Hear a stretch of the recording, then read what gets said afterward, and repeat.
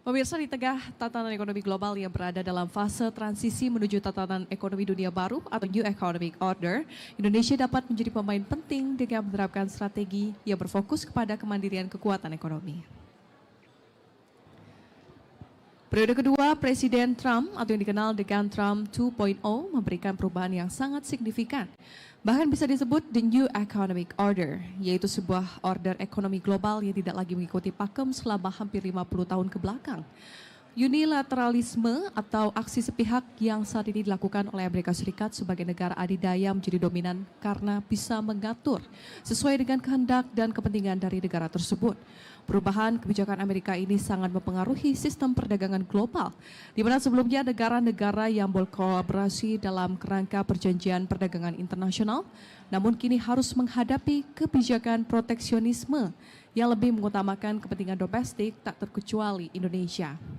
Seiring berjalannya waktu, situasi kini bergeser ke arah multipolarisme dengan munculnya kekuatan baru dari Asia, terutama China, Afrika, dan Amerika Latin.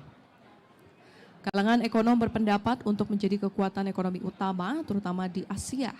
Dalam tatanan dunia baru, Indonesia harus secara fundamental mengubah pendekatannya dari ekonomi yang bergantung kepada dasar pasar global, menjadi ekonomi yang berdaulat dan mandiri.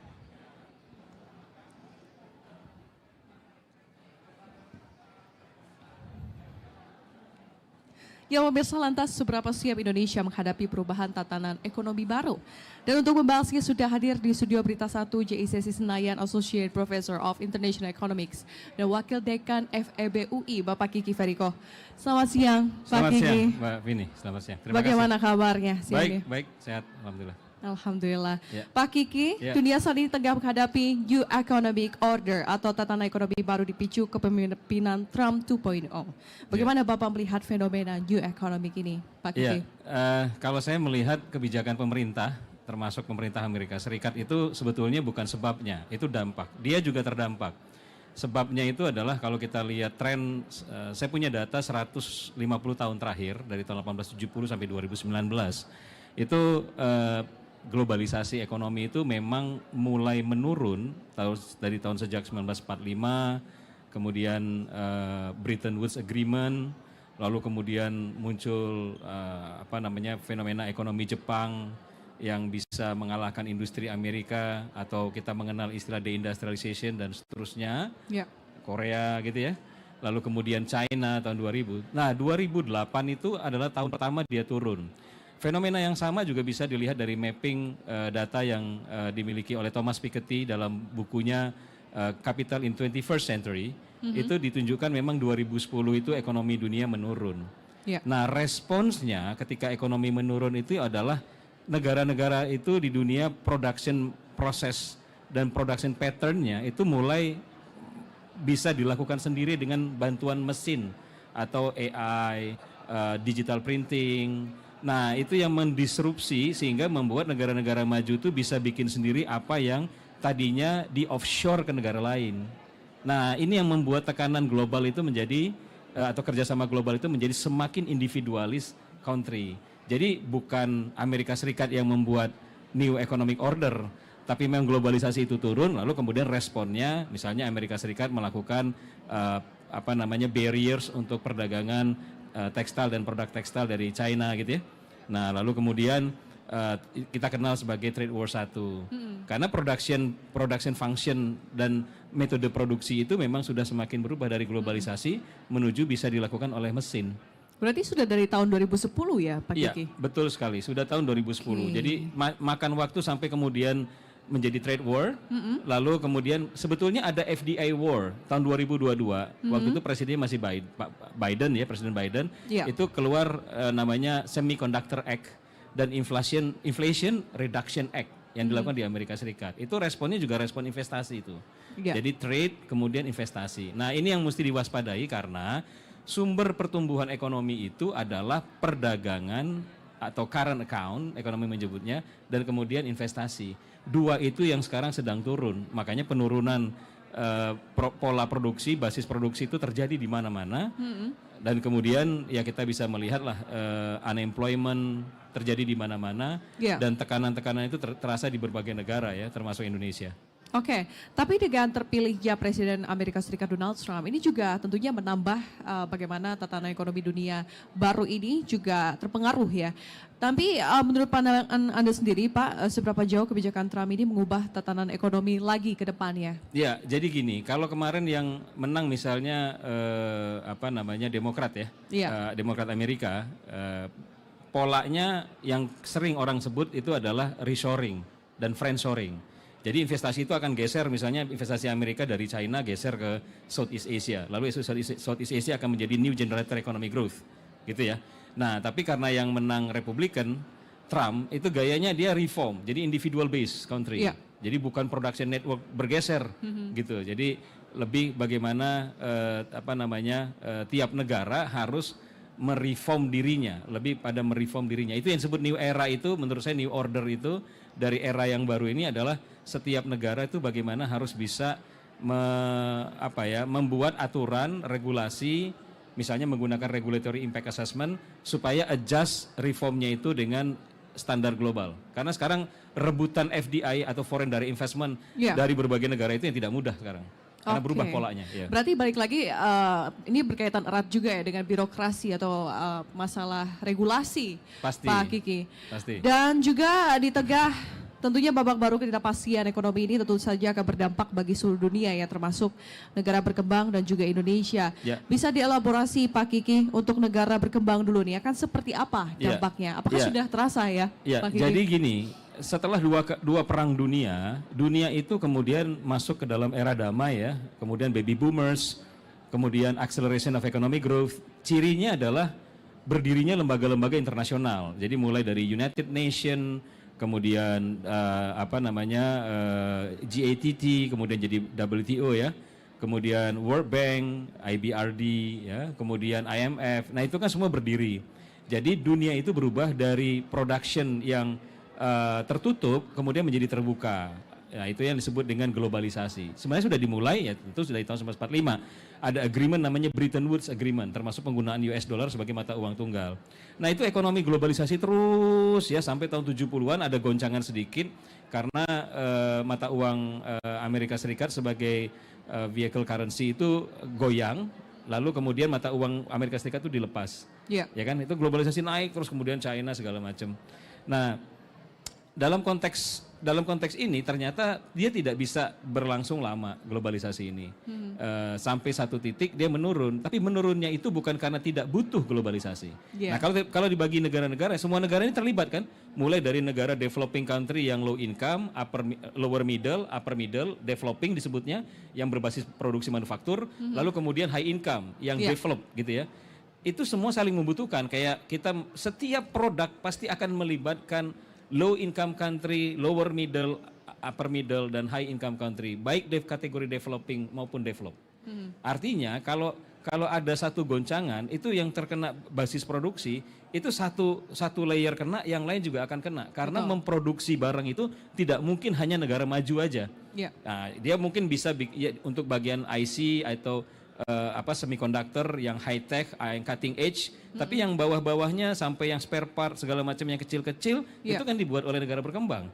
Nah, kalau negara berkembangnya kemudian mengalami disrupsi karena teknologi ini kemudian menggunakan 3D printing, AI, pekerjaan itu digantikan oleh mesin dan pola produksi makin minim, penggunaan material makin minim, makin efisien, alat-alat makin multifunction. Sekarang kan misalnya di HP nih orang bisa nonton YouTube apa segala macam kan, orang udah jarang beli TV kan, betul, iya kan, padahal tiap televisi itu kerjasama berbagai negara. Kalau dia terdisrupsi, yang terdampak pekerjaan itu berlapis negara ini. Jadi memang ada shifting di dalam teknologi, ada shifting di dalam pola konsumsi yang mesti diperhatikan, dan itu berdampak pada jaringan produksi. Jadi bukan cuma trade war-nya, ya, tapi pola produksi ini yang mesti dipahami. Oke, Pak Kiki, kita akan bahas lebih dalam lagi, tapi kita harus jeda terlebih dahulu. Pemirsa Investasi Market Today akan segera kembali, tetaplah bersama kami.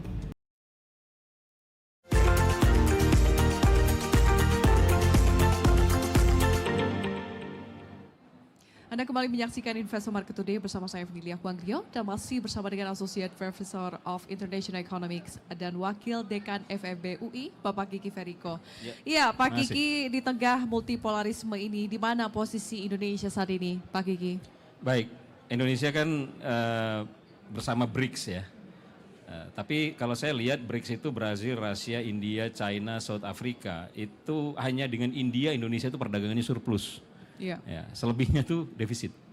Nah, jadi dari sisi trade ada satu lagi yang perlu diperhatikan namanya yaitu tadi saya katakan reformasi kebijakan di dalam supaya dia gapnya dengan internasional nggak jauh dan dia bisa attract investment.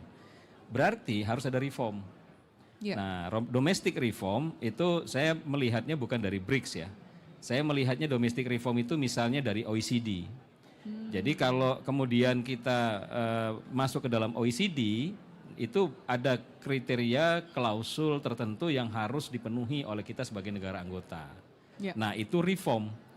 Nah jadi kalau kita bagi dua antara necessary condition dengan sufficient condition ya. Necessary conditionnya reform dulu. Jadi gimana kita membuat aturan, regulasi yang terkait dengan investasi yang benar-benar bisa sifatnya itu teknokratik ya. Jadi artinya memahami betul perubahan globalisasi yang tadi saya katakan yang turun dari globalization, globalization, deglobalization gitu ya. Karena disruption yang terjadi di teknologi segala macam, itu harus kita pahami dengan baik. Lalu bagaimana meng-attract-nya? Karena bukan cuma kita yang butuh investasi. Negara seperti Malaysia, Thailand, tetangga-tetangga kita ya. Filipina, Vietnam yang udah bisa membukukan kembali pertumbuhan 8%. Nah, dia bisa berarti ada sesuatu yang dia lakukan. Which is itu adalah reform. Nah, reform itu adalah pemenuhan standar kebutuhan tentang bagaimana meng-attract dan kemudian mempertahankan investasi itu. Salah satu kebutuhan investasi itu adalah regulasinya harus bisa menjamin investasi itu terjadi dan aman. Lalu kemudian ketersediaan sumber daya manusia, ini penting. Kalau misalnya investasi di bidang manufacturing, katakanlah semiconductor, berarti kan kita harus punya engineer di semiconductor.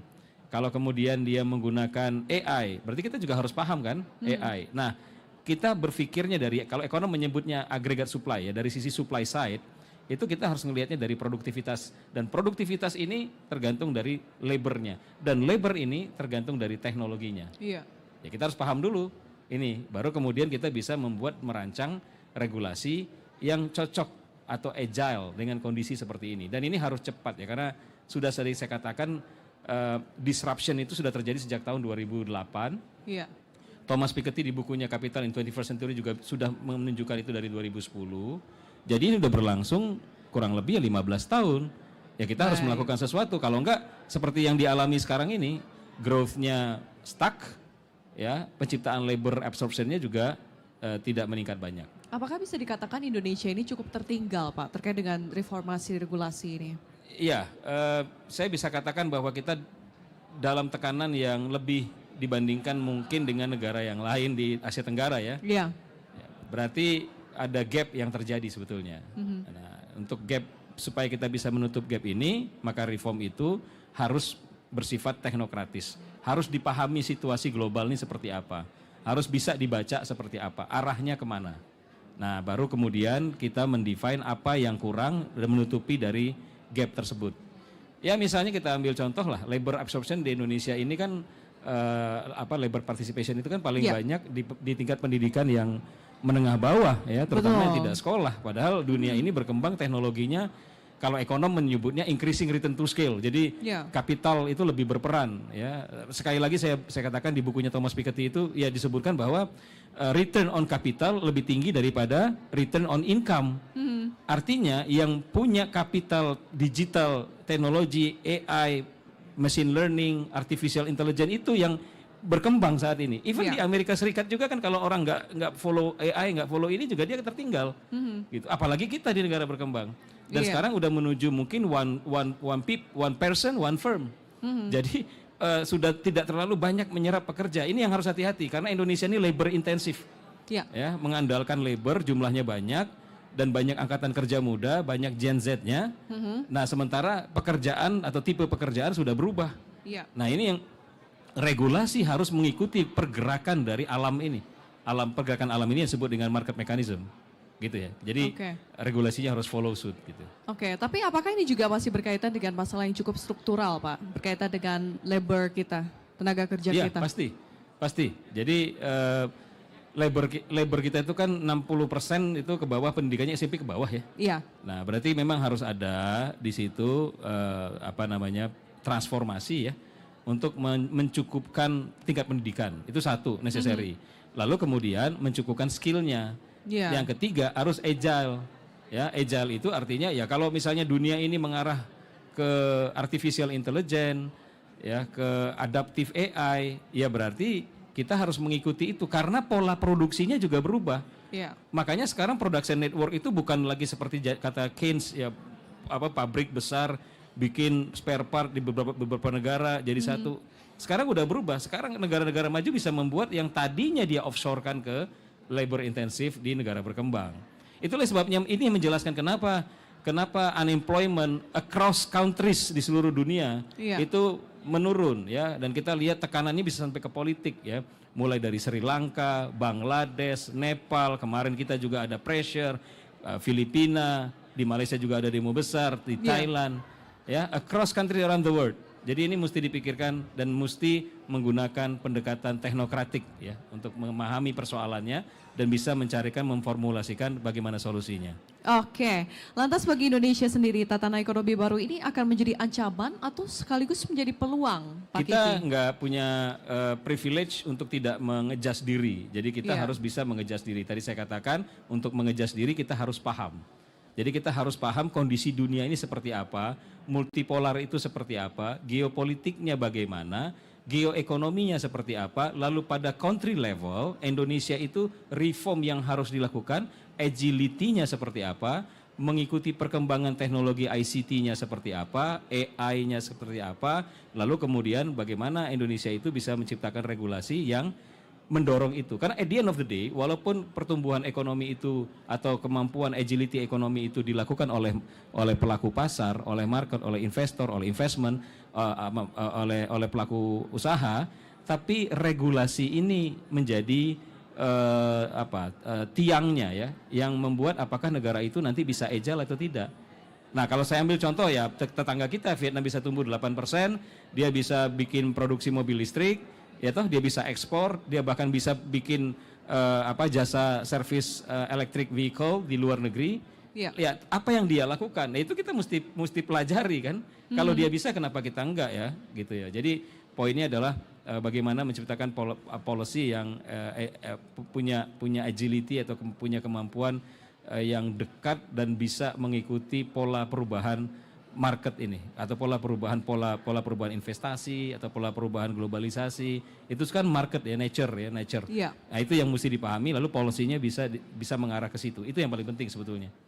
Nah, balik lagi soal Vietnam dan juga mungkin India ini kan juga menjadi kompetitor dari Indonesia masalah investasi, Pak Kiki. Sebetulnya apa yang dilakukan oleh Vietnam ini sehingga juga pertumbuhannya bisa 8% gitu ya? Iya, nomor satu dari dulu dia itu selalu melakukan reform yang mengikuti standar global atau mengikuti standar regional. Dia membuka dirinya melakukan kerjasama dengan manapun. Bahkan dia satu-satunya negara non-Commonwealth di Southeast Asia yang menjadi anggota CPTPP, gitu. Jadi biasanya anggota CPTPP itu Malaysia, Brunei, Singapura, itu kan Commonwealth countries ya. Jadi ya berarti dia bersedia membuka dirinya. Jadi membuka dirinya, dan yang nomor dua yang paling penting adalah mengikuti teknologi. Ya, mengikuti teknologi, science, ya. Ya STEM itulah, science, teknologi, engineering, math. Tapi ada E-nya sekarang, science, teknologi, engineering, arts, dan math. Arts itu berarti termasuk soal creative thinking. Ya, apalagi di zaman AI ini harus bisa sampai ke level HOTS ya, high order thinking skill. Nah, ini yang mesti dikejar dan ini harus dilakukan karena dunia berubah ke arah situ. Kalau enggak nanti kita banyak SDM tapi nggak ada lapangan pekerjaan. Dan kalau kekurangan lapangan pekerjaan, otomatis kita kekurangan income pemerintahnya, kekurangan sumber pajak. Ya? Dan ini bisa berdampak kemana-mana, ke pembangunan, ke anggaran pembangunan dan seterusnya. Jadi harus kita pikirkan dari hulunya, yaitu penciptaan lapangan kerja dan adjustment ekonominya agile dengan perubahan global. Itu yang paling penting sih. Oke, melihat kondisi ekonomi domestik kita, Pak Kiki, apakah fundamental RI ini cukup untuk tangguh dan resilient menghadapi new economic order ini, Pak Kiki? Iya, tadi saya katakan bagaimana kita bisa agile, ya. Nah, kalau saya lihat Indonesia ini masih sangat kita butuh terobosan lah, ya, supaya keluar dari situasi ini. Karena kita butuh SDM atau kualitas sumber daya manusia yang bisa mengikuti perkembangan teknologi AI inilah contohnya ya. Iya. Ini tidak hanya di Indonesia, sebetulnya di seluruh negara berkembang, bahkan di negara maju seperti Amerika Serikat, itu salah satu kontribusi menyebabkan kenaikan unemployment-nya adalah penggunaan machinery, smart mesin ini, ya, artificial intelligence machinery ini. Iya. Nah ini seperti saya ulang berkali-kali yang Thomas Piketty tunjukkan bahwa return on capital terhadap return on income itu meningkat. Padahal growth dunia itu menurut dia trennya menurun. Berarti siapa yang menikmati pertumbuhan dunia ini? Mesin, gitu. Nah, mesin ini kan sesuatu yang tidak hidup, tapi dia cerdas, dia AI, artificial.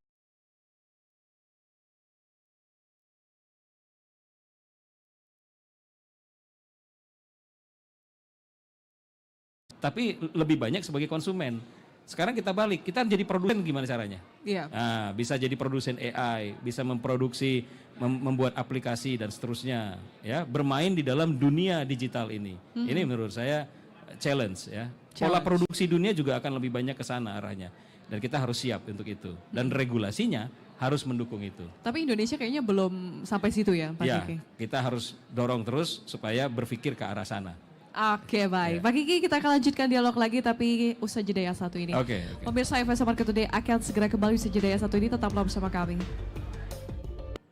Terima kasih pemirsa, Anda masih bersama saya Vinilia Huanggrio dalam Investor Market Today. Dan kita akan masih melanjutkan perbincangan bersama dengan Associate Professor of International Economics dan Wakil Dekan FEB UI, Bapak Kiki Ferryko. Ya, Pak Kiki, di tengah tantangan perubahan yang tidak pasti ini, Pak, bagaimana kemudian strategi pemerintah untuk bisa mengantisipasi ketidakpastian tersebut yang paling realistis mungkin ya, yang paling cepat yang bisa dilakukan?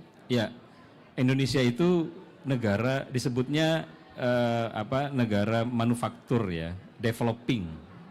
Dia disebut develop kalau sudah high income. Jadi kita masih developing. Nah, developing ini berarti dia bergantung pada sektor manufaktur, dan karena tadi saya katakan dia labor intensif, maka manufakturnya adalah manufaktur yang labor intensif. Nah, manufaktur apa yang labor intensif? Itu textile and textile product. Dan ini juga sekaligus yang connect dengan ekonomi Amerika Serikat. Ya, karena kita banyak menjadi offshore manufacturer dari TPT-nya Amerika Serikat, ya, terutama untuk pakaian olahraga, sepatu olahraga, ya, dan seterusnya. Nah, labor intensif ini yang